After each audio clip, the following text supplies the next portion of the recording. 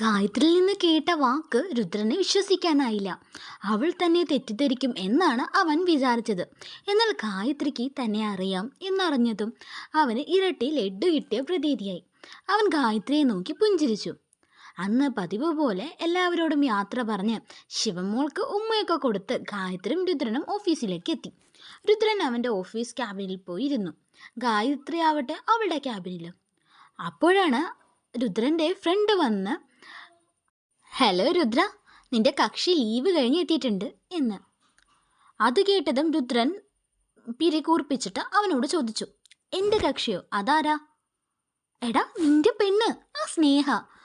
അത് കേട്ടതും രുദ്രൻ്റെ മുഖത്തെ ദേഷ്യം കൂടി. എടോ, താൻ എന്തൊക്കെയാ പറയുന്നത്? എനിക്ക് സ്നേഹയോടൊന്നുമില്ല. അവളെ എൻ്റെ പെണ്ണെന്നൊന്നും സംബോധന ചെയ്യണ്ട, അതെനിക്കിഷ്ടമല്ല കേട്ടോ, രുദ്രൻ പറഞ്ഞു. ചൂടാവല്ലേ ബ്രോ, ഞാൻ പറയുന്നില്ല ബ്രോയ്ക്ക് അവളോടൊന്നുമില്ല. പക്ഷേ അവൾക്ക് ബ്രോയോട് പ്രണയമാണ്, അസ്ഥിക്ക് പിടിച്ച പ്രണയം. രുദ്രൻ അർജുനോട് തമാശ മട്ടിൽ പറഞ്ഞു. അവൾക്ക് തൻ്റെ എല്ലാ കാര്യങ്ങളും അറിയാലോ, കുട്ടിയുള്ളത് വരെ. അവളുടേത് ആദ്യത്തെ മാരേജ് ആണല്ലോ. കാണാനും എന്ത് ലുക്കാ. എത്ര പേരാണ് നമ്മുടെ കമ്പനിയിൽ തന്നെ അവളുടെ പിന്നാലെ നടക്കുന്നത്. എന്തിന്, ഞാൻ പോലും വന്ന സമയം അവളെ നോക്കിയിട്ടുണ്ടായിരുന്നു. പക്ഷെ അവൾക്ക് താല്പര്യമുള്ളത് ബ്രോയോടാണ്. അപ്പോൾ തനിക്കും അവൾ ഇഷ്ടപ്പെട്ടോടെ? അർജുൻ ചോദിച്ചു. എടോ, താൻ എന്തൊക്കെയാ പറയുന്നേ? ഞാനൊരു കാര്യം പറയട്ടെ. എനിക്കൊരിക്കലും സ്നേഹയെ എൻ്റെ പ്രണയമായിട്ട് അംഗീകരിക്കാൻ സാധിക്കില്ല. അതിൻ്റെ കാരണം എന്തെന്നറിയോ? ഞാൻ മറച്ചു വെക്കുന്നില്ല. എൻ്റെ മനസ്സിലെ മറ്റൊരാളുണ്ട്, രുദ്രൻ പറഞ്ഞു. എന്ത് മറ്റൊരാളോ? അതാരാ? സ്നേഹയേക്കാൾ സുന്ദരിയാണോ? അർജുൻ ആകാംക്ഷയോടെ ചോദിച്ചു. എടോ, സുന്ദരിയാണ് എന്ന് മാത്രമല്ല, എല്ലാത്തിനും അവളേക്കാൾ മുൻപന്തിയിൽ നിൽക്കും എൻ്റെ പെണ്ണ്, പ്രത്യേകിച്ച് മനുഷ്യത്വത്തിൻ്റെ കാര്യത്തിൽ, രുദ്രൻ സന്തോഷത്തോടു കൂടി അർജുനോട് പറഞ്ഞു. ബ്രോ സീരിയസ് ആയിട്ടാണോ പറയുന്നത്? അവൻ വിശ്വസിക്കാനാവാതെ ചോദിച്ചു. അതേടോ, ഞാൻ സീരിയസ് ആയി പറയുന്നതാണ്. എനിക്കൊരു പ്രണയമുണ്ട്. ഞാൻ എൻ്റെ ജീവനേക്കാൾ സ്നേഹിക്കുന്ന ഒരു പ്രണയം. അത് കേട്ടതും അർജുൻ പറഞ്ഞു. കഷ്ടായല്ലോ. ഇതറിഞ്ഞ സ്നേഹിക്ക് മിക്കവാറും ഹൃദയസ്പന്ദനം വരും. എന്തൊക്കെയാ താൻ പറയുന്നേ? ഇതൊക്കെ തൻ്റെ വെറും തോന്നലാണ്. അവളെന്നെ നല്ല ഫ്രണ്ടായിട്ടാണ് കരുതിയിരിക്കുന്നത്. പിന്നെ വല്ലതും ഉണ്ടെങ്കിൽ ഞാൻ പറഞ്ഞ് മനസ്സിലാക്കിക്കോളാം. പറഞ്ഞാലൊക്കെ സ്നേഹിക്ക് മനസ്സിലാവും, രുദ്രൻ അർജുനോട് പറഞ്ഞു. താൻ പറഞ്ഞ പോലെ ആയെങ്കിൽ കൊള്ളാം. എന്നാൽ ശരി, ഞാൻ പോയി ഒരു ചായ കുടിച്ചിട്ട് വരാം എന്ന് പറഞ്ഞ് അർജുൻ ക്യാൻറ്റീനിലേക്ക് പോയി. അവൻ പോയതും രുദ്രൻ മൊബൈലെടുത്ത് ഗായത്രിയുടെയും കുഞ്ഞിൻ്റെയും ഫോട്ടോ നോക്കി. എൻ്റെ പ്രണയം ഇയാളല്ലടോ, എങ്ങനെയോ തൻ്റെ സ്ഥാനത്ത് മറ്റൊരാൾ വരിക. ഫോട്ടോയിൽ നോക്കി ഗായത്രിയോട് പറഞ്ഞതിന് ശേഷം അവൻ ജോലി ചെയ്യാൻ തുടങ്ങി. ക്യാൻറ്റീനിലെത്തിയ അർജുൻ കാണുന്നത് പപ്സ് കഴിച്ചുകൊണ്ടിരിക്കുന്ന സ്നേഹയാണ്. അർജുൻ അവളെ സമീപിച്ചു. ഹലോ സ്നേഹ, എന്താ ഇവിടെ ഇരിക്കുന്നത്? അതെ, പിന്നെ തൻ്റെ ആള് വന്നിട്ടുണ്ട്, രുദ്രൻ, അവൻ പറഞ്ഞു. അത് കേട്ടതും സ്നേഹ കഴിച്ചുകൊണ്ടിരിക്കുന്നത് അവിടെ വെച്ചിട്ട് ചോദിച്ചു. രുദ്രൻ എത്തിയോ? എത്തി, അർജുൻ പറഞ്ഞു. സ്നേഹ അത് കേൾക്കേണ്ട താമസം കഴിച്ച ഫുഡ് അവിടെ വെച്ചിട്ട് രുദ്രൻ്റെ അടുത്തേക്ക് പോവാൻ നിന്നു. എടോ, ഇത് കഴിച്ചിട്ട് പോ.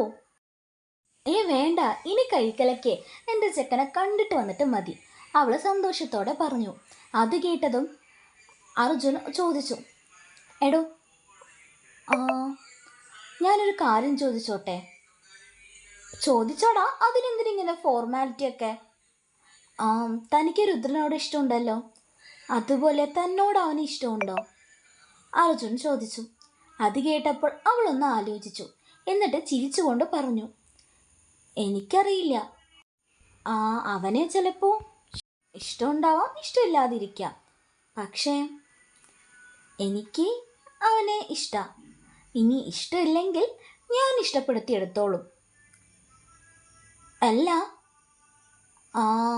വേറെ ആരോടെങ്കിലും രുദ്രന് ഇഷ്ടം തോന്നിയാലോ?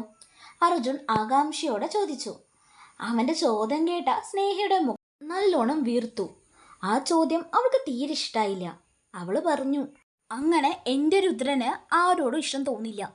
അങ്ങനെ ആരോടെങ്കിലും ഇഷ്ടം തോന്നിയാലേ അവരുമായി സന്തോഷത്തോടെ ജീവിക്കാൻ ഞാൻ അനുവദിക്കില്ല. എൻ്റെ സ്ഥാനത്ത് മറ്റൊരുത്തിയും വരില്ല അവൻ്റെ ജീവിതത്തിലേക്ക്, അവൾ ദേഷ്യത്തോടു കൂടി പറഞ്ഞു. എന്നിട്ട് വേഗം കൈ കഴുകിയ സ്നേഹ രുദ്രൻ്റെ അടുത്തേക്ക് എത്തി. അവൻ്റെ പിന്നിൽ നിന്ന് കണ്ണുകുത്തി. ഹായ് രുദ്ര, ഞാൻ വന്നു, ഓർമ്മയുണ്ടോ എന്നെ? അവൾ കുസൃതി എന്ന മട്ടിൽ കുറച്ച് ക്യൂട്ട്നെസ് വാരി വിതറിയും ചൈൽഡിഷ് ബിഹേവിയറും ചേർത്ത് അവനോട് ചോദിച്ചു. അത് കേട്ടപ്പോൾ രുദ്രൻ ശാന്തമായി പറഞ്ഞു, ആ സ്നേഹ, താൻ കൈയെടുത്തേ എന്ന്. അവനത് പറഞ്ഞപ്പോൾ സ്നേഹ കൈയെടുത്ത് അവൻ്റെ മുന്നിലേക്ക് എത്തി. എന്നിട്ട് നിറഞ്ഞ ചിരിയോടെ അവനെ നോക്കിക്കൊണ്ട് ചോദിച്ചു, എന്താ ഡാർലിംഗ്, എന്നെ കണ്ടിട്ട് ഒരു സന്തോഷമില്ലേ നിനക്ക് എന്ന്. രുദ്രൻ അവളെ ഒന്ന് നോക്കി, എന്നിട്ട് എഴുന്നേറ്റു. അങ്ങനെയൊന്നും ഇല്ലടോ, ലീവ് കഴിഞ്ഞ് വന്നതല്ലേ താൻ, പിന്നെ എനിക്ക് കുറച്ച് വർക്കുണ്ടായിരുന്നു, താൻ ഇരിക്കി, അവൻ പറഞ്ഞു. അത് കേട്ടതും സ്നേഹ അവൻ അടുത്തുള്ള കസേരയിൽ ഇരുന്നു. എന്താ വർക്ക്? വല്ലാത്ത ടെൻഷനുണ്ടോ? എങ്കിൽ വാ, നമുക്കൊരു ചായ കുടിക്കാം, അവൾ പറഞ്ഞു. വേണ്ട സ്നേഹ, എനിക്കിപ്പോൾ ഈ വർക്ക് തീർക്കണം, ഇന്ന് കുറച്ച് നേരത്തെ പോവാനുള്ളതാ. അതെന്താടോ, ഇന്ന് വല്ല സ്പെഷ്യൽ ഡേ ആണോ തൻ്റെ? അല്ല, എങ്ങോട്ടാ പോകുന്നേ? അവൾ ചോദിച്ചു. സ്പെഷ്യൽ ഡേ ഒന്നുമല്ല, ഞാൻ വീട്ടിലേക്കാണ് പോകുന്നേ, രുദ്രൻ ലളിതമായി മറുപടി പറഞ്ഞു. ഓ, അല്ല നീ എന്നെ മിസ് ചെയ്തില്ലേ രുദ്ര? സ്നേഹ ചോദിച്ചു. അവളുടെ ആ ചോദ്യം കേട്ടതും രുദ്രൻ അവളെ ഒന്ന് നോക്കി, എന്നിട്ട് പറഞ്ഞു, നമ്മൾ നല്ല ഫ്രണ്ട്സ് അല്ലേ സ്നേഹ, പിന്നെന്തിനാ ഈ മിസ് ചെയ്തതിനെ കുറിച്ചൊക്കെ ചോദിക്കുന്നത് എന്ന്. അപ്പോൾ അവൾ പറഞ്ഞു, അതെന്താടോ, അപ്പോൾ ഫ്രണ്ട്സിനെ ഒന്നും മിസ് ചെയ്യാറില്ലേ താൻ? ലവറിനെ മാത്രമേ മിസ് ചെയ്യാൻ പാടുള്ളൂ എന്നില്ലല്ലോ, ഫ്രണ്ട്സിനെയും മിസ് ചെയ്യാം, അതുപോലെ നമുക്ക് പ്രിയപ്പെട്ട ആരെയും മിസ് ചെയ്യാം എന്ന് പറഞ്ഞ് അവൾ അവനെ നോക്കി. എന്നിട്ട് അവൻ്റെ കൈയെടുത്ത് അവളുടെ കൈയുടെ മേലെ വെച്ചു. എന്തൊരു ചൂടാടോ തൻ്റെ കൈക്ക്, അവൾ അവൻ്റെ കണ്ണിലേക്ക് ഒരുമാതിരി നോക്കിയിട്ട് പറഞ്ഞു. ഇനി എന്തൊക്കെയാണ് സംഭവിക്കുക നമുക്ക് അടുത്ത പാട്ടിൽ കാണാം കേട്ടോ. ഇഷ്ടമായി സബ്സ്ക്രൈബ് ചെയ്യണേ.